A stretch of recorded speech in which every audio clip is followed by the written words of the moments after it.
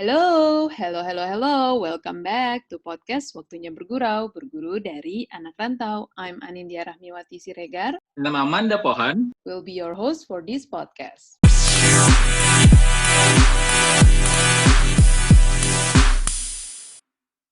Hai, welcome back. Selamat datang di season 3 podcast Waktunya Bergurau, berguru dari anak rantau. Wow, we are so excited untuk memulai season 3 ini.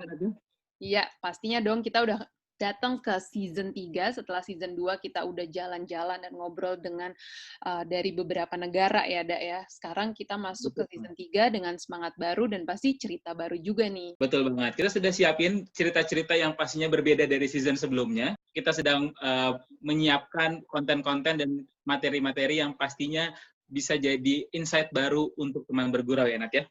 Iya, nah kayak episode sekarang nih ya, episode pertama kita ini akan sangat spesial karena kita kedatangan seorang yang cantik. Pasti teman-teman bergurau sudah pernah ketemu dan sudah pernah, pasti udah pada kenal lah. Kalau gue bilang sih pasti gitu sih, Dak.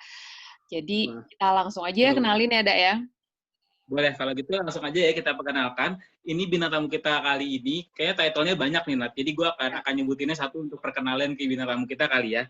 Iya. Jadi, untuk teman bergurau, di episode pertama season 3 ini, please welcome, ada news anchor, professional self-development coach, ada Putri Indonesia 2008 dan Miss Universe Indonesia 2009. Please welcome Zivana Leticia. Halo, Zi. Halo, Zi. Hai, halo. Sehat?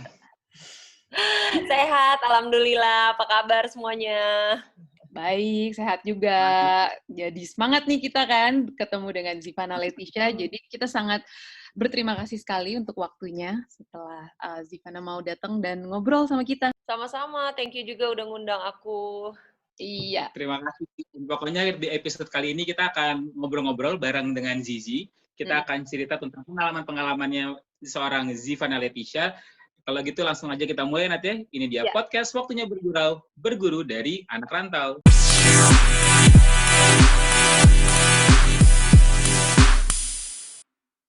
Oke, Zizi. Tadi kan Amanda udah sempat mention ya beberapa role lah yang Zizi sekarang lagi handle gitu dan cukup banyak gitu kan. Mungkin cukup banyak banget sih. Mungkin tadi mulai dari sekarang Zizi sibuk dengan platform coaching Kita Juara, kemudian Zizi juga sempat dulu jadi news anchor di salah satu televisi terkenal juga ya. Terus dulu juga sempat Miss Universe dan juga pasti Putri Indonesia. Kalau dulu pas lagi kita flashback dikit nih, nggak apa-apa kan ya? Nanti setelah kita akan ngobrol ke masa sekarang, tapi mungkin kita flashback sedikit ke tahun 2008 gitu ya, ketika Zizi ikut Putri Indonesia 2008. Kenapa sih pertama mau ikut beauty pageant contest seperti itu waktu awal-awal? Motivasinya tuh apa? Atau mungkin ada inspirasi tertentu gitu? Mungkin sih kalau dulu itu ya, berapa tahun yang lalu ya? 12 tahun yang lalu ya itu ya? 13 tahun yang lalu. Iya.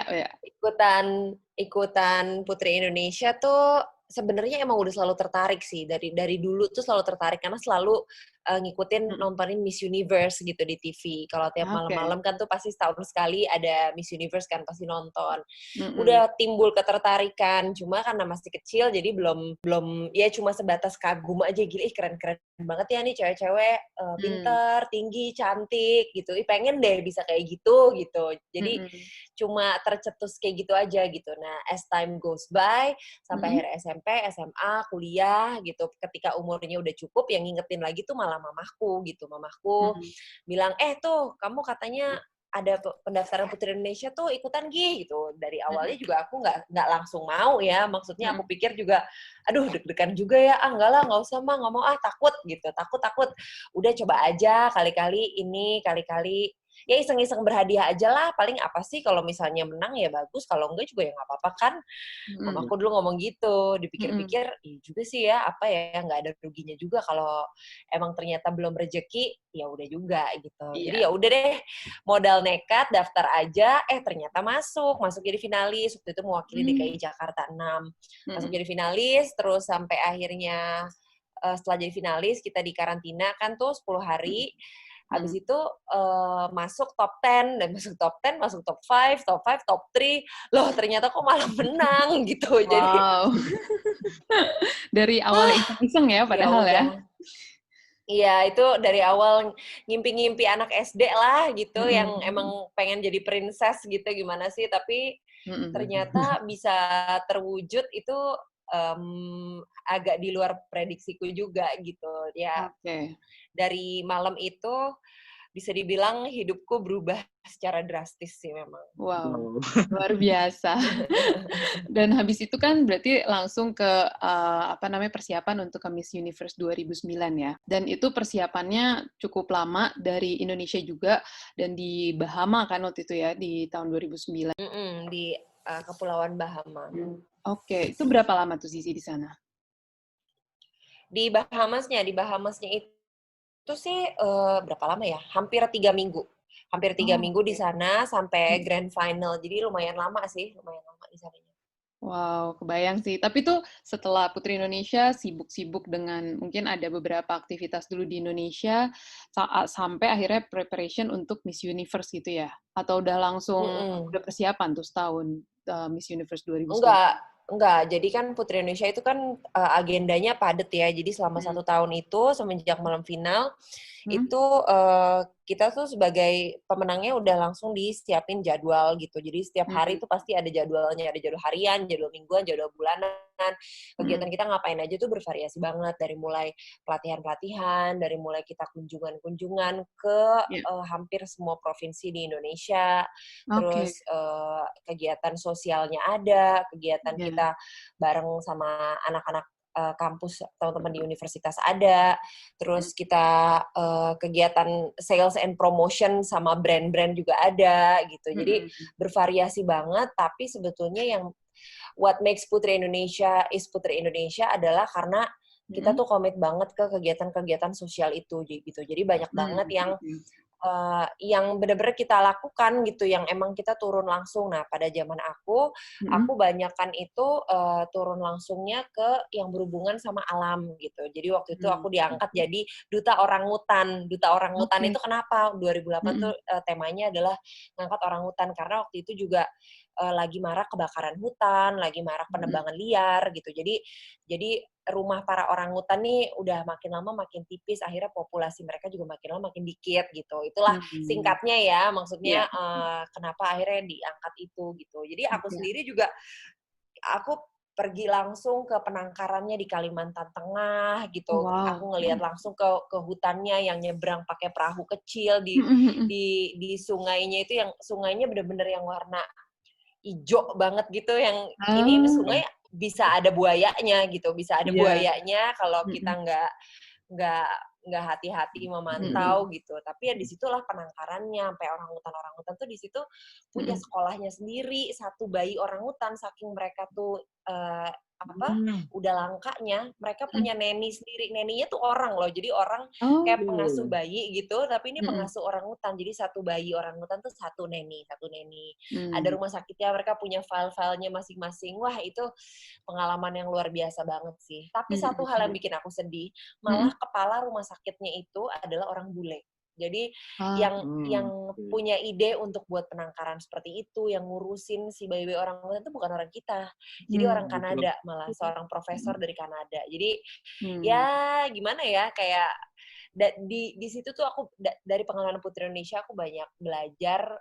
Indonesia tuh sebenarnya kaya raya banget, tapi kita saking kayanya kita nggak sadar gitu, saking kita udah sangat terbiasa dengan semua kemewahan alam ini, sampai yang notice tuh orang luar gitu, orang luar tuh yang sadar, orang luar tuh yang ya akhirnya bisa ngegali potensi kita tuh mereka gitu. Itu hanyalah salah satu lah dibandingin cerita perjalanan Putri waktu itu gitu. Oke. Menarik sih, maksudnya berarti dengan title seorang Putri Indonesia kan membawa Zizi ke banyak pengalaman ya Zia tadi ya. Mungkin salah satunya yang berkesan mungkin dari seorang mimpi yang tadi nonton di TV sampai akhirnya bisa tampil, bener-bener tampil di panggung Miss Universe gitu Zia. Waktu itu, waktu si ajang itu ya, yang waktu cerita tadi di Bahamas, apa sih yang jadi momen yang nggak terlupakan dari seorang Zivana Leticia waktu di pemilihan Miss Universe itu sih, Zi? Karena kan ini kan pasti akan berinteraksi sama wanita-wanita lain dari berbagai negara gitu.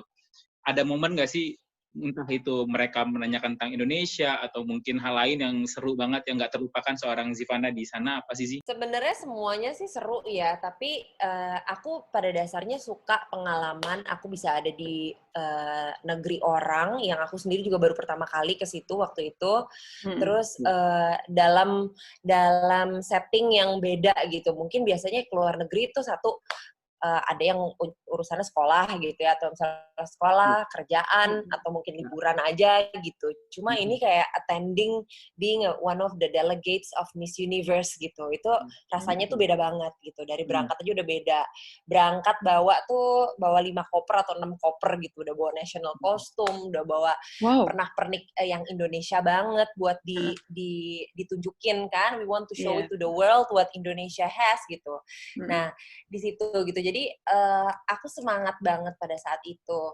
Dan momen yang berkesan banget sih aku bisa kenalan sama 82 kontestan lain ya, perempuan-perempuan dari seluruh dunia di kompetisi yang sama. Banyak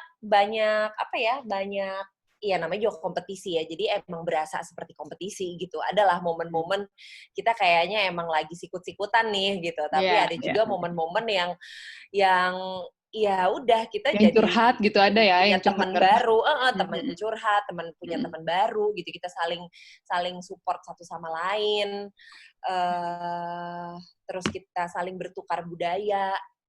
Itu sih, saling menunjukkan apa yang kita punya di negara masing-masing gitu. Oke. Tapi pas lagi di sana sempat ngerasa homesick nggak sih? Jadi kan tadi Zizi sempat cerita kalau atmosfernya kompetitif lah gitu ya. Pasti ada atmosfer itu gitu. Pasti ada titik di mana ngerasa homesick atau butuh dukungan keluarga gitu. Nah, sempat ada nggak sih momen kayak gitu pas lagi di sana? Selama 3 minggu itu pasti lumayan. Jadi kan yang pressure-nya berat nih pas berangkat ke sana gitu sih. Iya. Pressure sih pasti ada, dan kayaknya kan udah gimana ya, dan banyak banget supporter yang memang udah selalu ngikutin perkembanganku di sana. Tapi zaman dulu kan sosial media belum jauh lah dibandingin sekarang gitu. Zaman aku tuh baru mulai Twitter, 2008 tuh baru mulai Twitter. Jadi ramenya tuh orang rame di Twitter gitu, bikin supportingnya tuh bentuknya bikin hashtag gitu, sampai jadi trending, sampai terus voting kan di website missuniverse.com itu open vote untuk your favorite delegate gitu. Nah waktu itu sampai di akhir aku tuh berhasil nomor 1 di polling voting missuniverse.com. Itu semua tuh gara-gara supporter Indonesia yang bener-bener kalau misalnya ngobrol sama pageant lovers ya, istilahnya nih buat pecinta pageant tuh pageant lovers, itu ada yang sampai standby di warnet demi bisa bela-belain vote. Aku tuh suka terharu banget deh kalau dengerin cerita-cerita mereka tuh yang iya Mbak Zizi, aku tuh sampai pulang sekolah aku ke warnet, uang jajanku habis demi bisa voting berulang-ulang buat Mbak Zizi gitu. Terus kayak dengernya tuh gila nih, hebat banget nih supporter Indonesia gitu. Kalau selama aku di sana pressure pasti ada, tapi aku mencoba untuk enjoy the moment gitu, karena aku tahu ini kesempatan cuma sekali seumur hidup dan nggak akan terulang. Jadi aku maksimalkan aja semua yang ada di sana gitu. Dan karena punya pemikiran itu kali ya, aku nggak punya rasa homesick sama sekali. Aku enjoy the whole proses selama 3 minggu itu. Bahkan rasanya tuh nggak mau pulang. Begitu udah selesai tuh, ya kok udah selesai sih, kita lagi deh yuk, lanjut lagi deh. Saking happy-nya gitu di sana. Tapi keluarga nggak sempat ke sana? Gitu kan. Terus keluarga ke sana. Jadi waktu malam final, mama papaku ke sana nonton, dan kebetulan ada saudara juga. Ada saudara juga di Houston. Ada saudara di Houston, jadi dia terbang lah sedikit tuh ke Bahamas kan, agak turun gitu. Nah, selebihnya ada dari tim Yayasan Putri Indonesia juga beberapa orang ikut nonton pas grand final. Jadi pengalaman yang luar biasa ya Zia, pada saat Putri Indonesia dan Miss Universe ini nggak akan terlupakan seumur hidup kali ya Zia. Iya sih, bener-bener ya udah jadi bagian dari sejarah lah, sejarah perputri Indonesiaan ini. Berarti kan tadi kan berawal dari Putri Indonesia tadi ya, Zi tadi bilang sejak malam pemilihan itu ditentukan jadi juara, hidupnya berubah gitu kan. Nah, pasti kan setelah melewati si Miss Universe, setelah tadi jadi finalis di Miss Universe, berarti kan kesempatan di dunia pekerjaan juga pasti meningkat drastis ya, Zi ya. Banyak dikenal orang, bisa jadi influence buat orang lain juga gitu ya. Nah, setahu kita Zizi masuk juga sebagai professional news anchor di salah satu TV Zi. Itu kenapa memilih berkarir di dunia media Zi? Apa mungkin karena memang tadi ya yang sudah dikenal banyak orang, jadi dunia media yang sangat erat sama beauty pageant dan lain-lainnya. Kenapa Zizi ke dunia media Zi? Itu cukup lama juga ya Zizi di televisi itu, karena gue selalu nonton Zizi jadi MC untuk upacara, ya kan Zizi, upacara 17-an dari televisi itu. Di istana? Di istana. Oh, iya benar. Itu udah berapa tahun terakhir sebelum aku punya anak sih ya. Beberapa tahun terakhir tuh tiap 17 Agustus emang selalu upacara dari istana. Iya. Kenapa milih di media? Waktu itu aku pertama kali masuk media itu, jadi selesai Miss Universe tuh 2009, 2010 itu aku mulai siaran di program news liputan 6-nya SCTV. Aku sebut TV nggak apa-apa ya, karena emang beneran siaran di situ. Jadi bisa dibilang di situ tuh tempat aku ditempa lah gitu, maksudnya belajar, terus belajar mengenal yang namanya dunia media, memperdalam, mengasah kemampuan diri dan lain sebagainya. Awalnya sebenarnya nggak sengaja ya, banyak ketidaksengajaan sih dalam hidupku ini sejujurnya. Jadi bukan yang benar-benar di well plan gitu, nggak juga, tapi aku lebih ke mengalir aja nih. Tapi aku tuh orangnya nggak suka mengabaikan kesempatan gitu. Jadi tiap ada kesempatan, oke, boleh coba ambil. Jadi karena aku merasa dengan aku mengambil every opportunity I have in front of me, aku merasa pada akhirnya aku tahu aku mau kemana gitu. Mungkin awalnya terkesan coba-coba gitu, tapi setelah dijalanin, oh ternyata saya nggak suka nih di sini gitu. Oh dijalanin lagi yang lain, oh ternyata gue suka banget malah gitu. Akhirnya jadi malah lama banget di situ gitu. Nah ternyata yang nyantol di aku tuh, aku mencoba dari mulai modeling, photoshoot, model catwalk, pragawati gitu ya. Terus coba iklan, coba sinetron sih enggak sih, aku nggak main sinetron. Film juga aku belum pernah jodoh sama film, tapi yang selalu jodoh sama aku dan aku merasa nyaman menjalaninya nih ya dunia public speaking ini gitu. Dan dimulainya dari media itu gitu. Dulu banget aku nonton berita itu nggak sengaja juga pas SD, tiap mau berangkat sekolah pasti di rumah bokap tuh nyetel TV gitu kan, nyetel berita kan jam 6 pagi gitu, jam 7 pagi sebelum anak-anak sebelum kita berangkat sekolah. Jadi itulah tontonanku gitu. Dan ada satu stasiun TV swasta yang aku merasa ini set mejanya keren banget. Jadi sebelum si presenternya mulai ngomong, mejanya tuh muter gitu, jeng, terus spotlightnya nyala, terus baru mulai. Selamat pagi pemirsa, selamat datang di program bla bla bla bla bla bla. Waktu itu yang bawain Desi Anwar, aku ingat banget. Dan menurutku itu adalah momen terkeren gitu. And I wanna be like her gitu. Lagi-lagi awalnya cuma ngimpi-ngimpi juga, sama aja kayak pas Putri Indonesia gitu, kayak nonton Miss Universe, keren juga ya, pengen deh. Ya udah akhirnya at the end of the day aku merasa yang aku kerjakan sekarang ini adalah mimpi-mimpi aku waktu kecil yang ternyata bisa direalisasikan ketika kita dewasa gitu. In real life, dan ternyata malah jadi karirku, malah jadi sesuatu yang aku cintai dengan hati gitu, yang aku jalani. Aku siaran itu bisa siaran pagi ya di stasiun TV yang terakhir nih, 5 tahun terakhir kemarin ini aku program itu mulainya jam 6 pagi sampai jam 9 pagi. Terus jadi kita harus standby di studio itu sekitar jam 4, setengah 5 gitu kan, karena harus persiapan skrip, make up, rambut, dan lain sebagainya gitu ya, just to be safe lah, karena kan kita live, nggak pernah taping gitu, jadi harus ya udah, dan bintang narasumbernya kan beda-beda terus. Jadi aku sangat terbiasa dengan kehidupan yang sangat dinamis gitu, tapi ya itu nanti siangnya bisa ada lanjut lagi, terus sore ada lagi, nanti malam. Jadi ke rumah tuh bisa cuma numpang mandi, tidur, besoknya kayak gitu lagi selama bertahun-tahun. Wow. Dan aku enjoy aja gitu. Aku ngerasa sampai yang komplain itu tuh orang-orang terdekatku gitu, kayak suamiku, dulu masih jadi pacar ya, terus nyokap, bokap tuh mikir kayak, kamu nih ngapain sih kayak gini-gini amat, kamu tuh ngejar apa gitu. Aku juga bingung ya jawabnya apa ya, kalau cuma jalanin aja apa yang aku sukai sih sebenarnya, itu sih mungkin jawabannya. Jadi mungkin kenapa aku milih media, yaitu awalnya tidak sengaja, tapi sekarang ternyata ya berjalan aja. Luar biasa ya, dari hobi terus dari terinspirasi sampai akhirnya ya dijalanin dan lumayan lama gitu, enjoy di situ. Teman berguru juga bisa mempelajari nih Nat dari seorang Zivanelli itu gitu, bahwa nggak salah untuk mencoba hal baru kali ya, selama kita kan nggak tahu nih ini cocok untuk kita atau enggak, tapi begitu dijalanin dan itu klik, jadinya kita akan totalitas di pekerjaan yang kita coba tadi gitu ya. Iya, jadi benar, go for it aja. Banyak juga.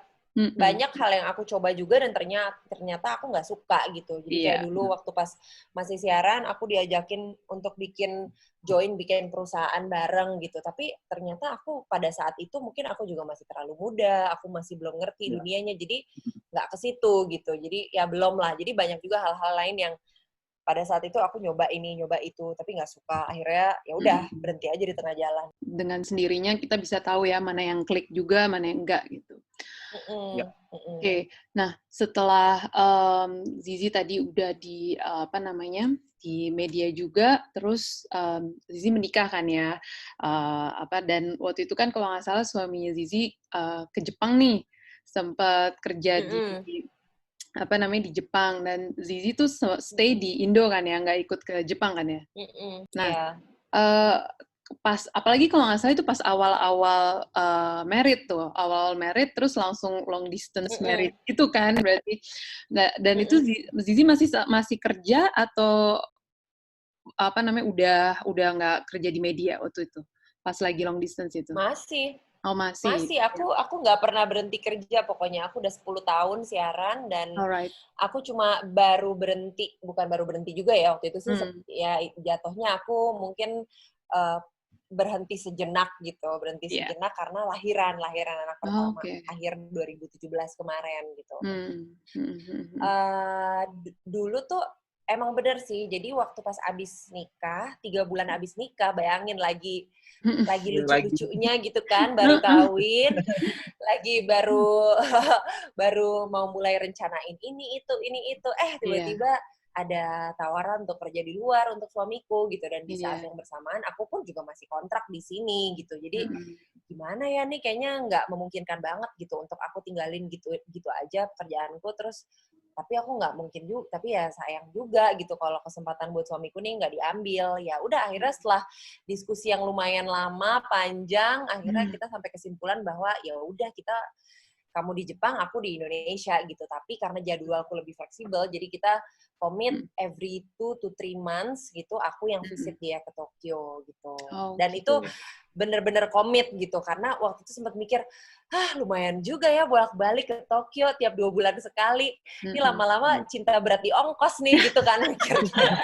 Tapi setelah dipikir-pikir lagi, iya dong, ya ampun, itu belum ya living cost, tiket pesawat, kan kita mesti mikirin juga gitu. Tapi setelah ngobrol, aku banyak ngobrol, banyak konsul juga sama teman-teman yang udah nikah lebih lama, yang udah ya ibaratnya udah lebih punya pengalaman banyak lah dalam dunia pernikahan. Mereka bilang, udah Zi, kayak gitu-gitu nggak usah dipikirin, anggap aja itu investasi pernikahan kalian, karena kita nggak pernah tahu ada setan apa yang bisa masuk kalau misalnya suami istri itu tinggalnya berjauhan. Oh iya sih, aduh aku langsung udah deh, nggak boleh mikir kayak gitu, udah percaya aja selalu ada rezekinya gitu. Ya udah, akhirnya aku jalanin kayak gitu. Jadi aku dan suamiku benar-benar tipe yang kita support each other banget. Suamiku pun sangat support dengan karirku di sini gitu. Kita selalu teleponan tiap hari. Ya thanks to technology kita nggak ada masalah. Cuma ya gitu deh, kalau misalnya lagi adalah momen-momen berantem gitu kayak aduh udahlah, jadi males. Tapi bagusnya ya, mau berantem tuh jadi males, karena males kan harus dijelasin di WhatsApp, terus harus video callan dulu untuk berantem gitu kan males gitu. Jadi lebih Jadi baik malah udahlah meminimalisir ya. teleponan. Iya bener, jadi ya udah yang seru-seru aja gitu loh. Jadi pada akhirnya pada saatnya kita ketemu, itu pun kita memanfaatkan waktunya jadi lebih berkualitas gitu, nggak banyak drama-drama suami istri gitu. Tepat. Berapa lama tuh berarti menjalani long distance marriage? Sampai 2 tahun? 1 tahun? 1 tahun ya, satu setengah tahun lah. Oke, 1,5 tahun sampai akhirnya suami kembali ke Indonesia gitu ya? Iya, itu pun kembali ke Indonesianya karena aku lahiran. Jadi aku hamil pun itu masih long distance. Oh, jadi wow. bayangin aku hamil 9 bulan, itu cuma ketemu suamiku tiga kali. Astaga, itu nggak ngerti sih gue antara mau ngamuk sama gimana ya tuh.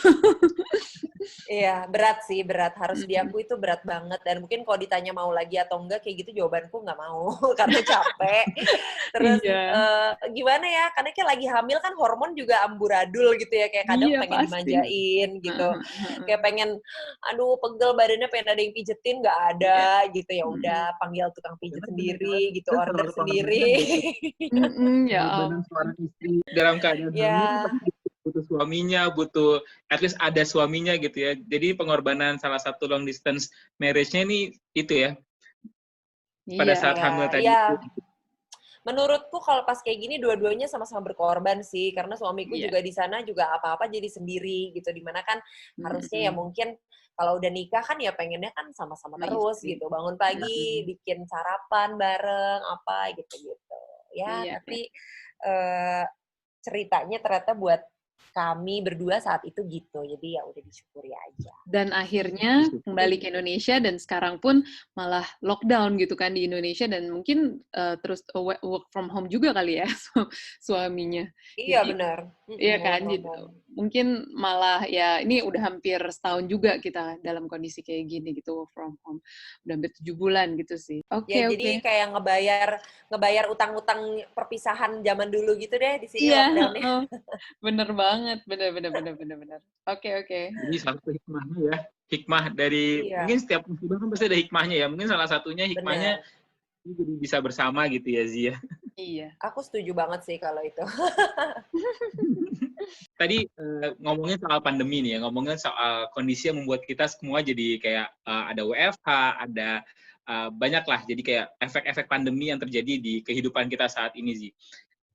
Saat ini kan Zizi sedang sibuk tadi dengan platform barunya ya, Zia, Kita Juara, Zia, untuk coaching atau pelatihan dalam hal public speaking.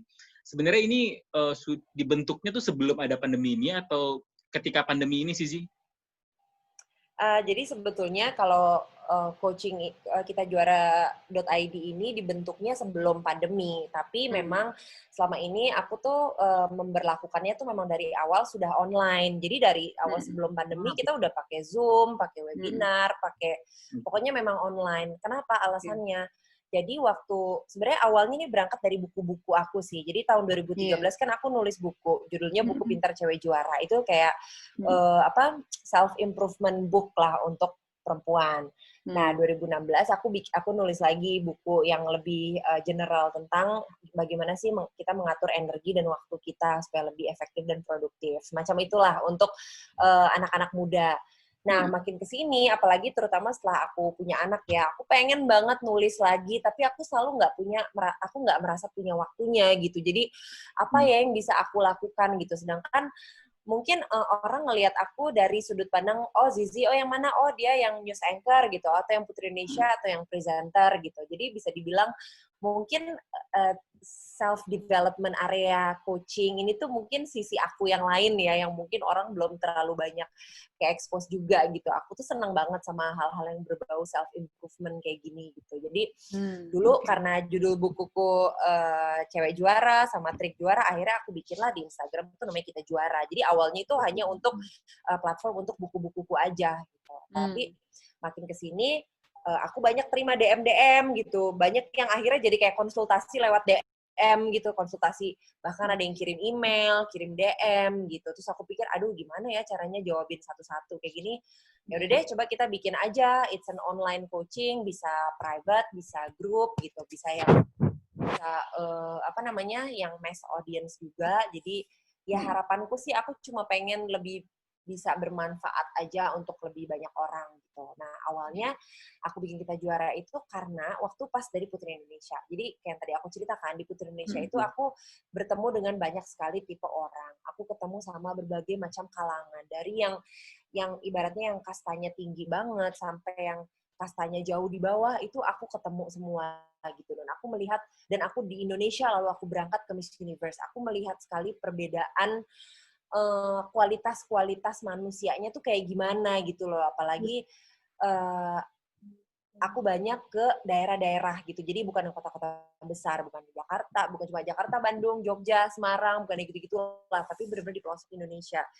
Aku tuh suka ngerasa, ya ampun, kita tuh tinggal di satu negara, tapi kenapa kok bisa beda banget ya pola pikirnya, beda banget cara memandang dirinya. Pengennya tuh kita tuh bisa sama gitu loh. Kenapa harus beda? Kasihan. Aku suka pada saat itu pada saat aku lagi berkunjung ke sana, kayak teman-teman di Sulawesi, ke kabupaten apa ya? Waktu itu aku sampai lupa namanya. Pokoknya aku ngelihat jauh banget deh perbedaannya, kayak cewek-cewek Jakarta sama cewek-cewek di kabupaten itu di Sulawesi gitu. Kasihan gitu, kayak ya ampun, ibaratnya kayak orang-orang di kota besar ini cita-citanya udah pada tinggi-tinggi banget, pada mau keluar negeri lah, kuliah negeri ini segala macam.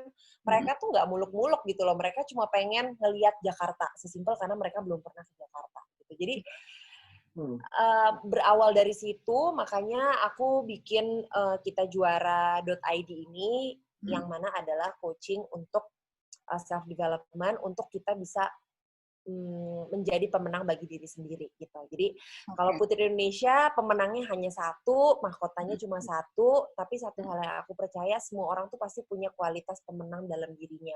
Hanya mungkin belum keangkat, belum kepoles, belum ibaratnya bunga tuh belum mekar gitu. Nah, aku di sini tuh pengen berkontribusi untuk paling enggak bisa menjadi fasilitator buat mereka para bunga-bunga yang belum pada mekar itu.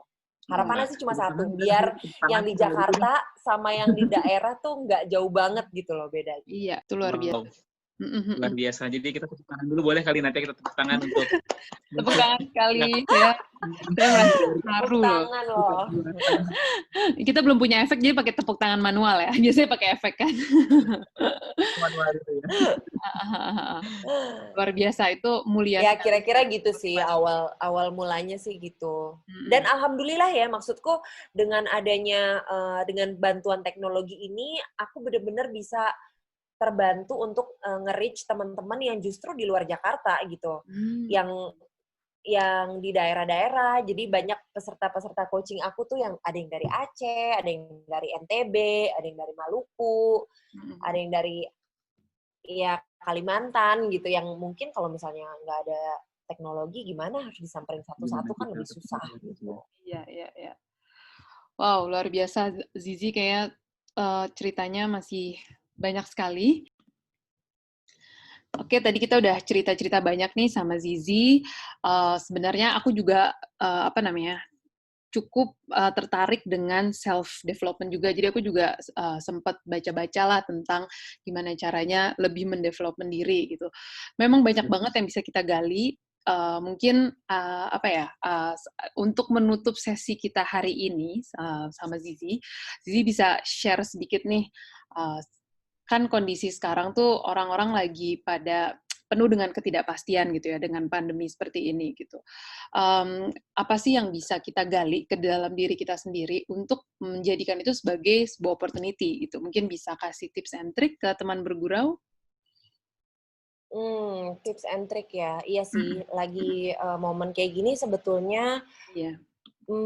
Kalau kita berontak di awal itu pasti manusiawi banget gitu ya, pasti wajar banget kalau kita ngerasa nggak nyaman, kita ngerasa kesel, kita ngerasa bosen dikurung di rumah gitu ya. Mungkin rumah kita ya selama ini ya mungkin ada orang-orang yang rumahnya udah sangat layak dijadikan office gitu, tapi banyak juga yang di rumahnya ya gimana ya, makan, tidur, nonton TV, main, numplek, anak, blek, semua ya di situ gitu. Kayaknya nggak memungkinkan dan bikin nggak nyaman.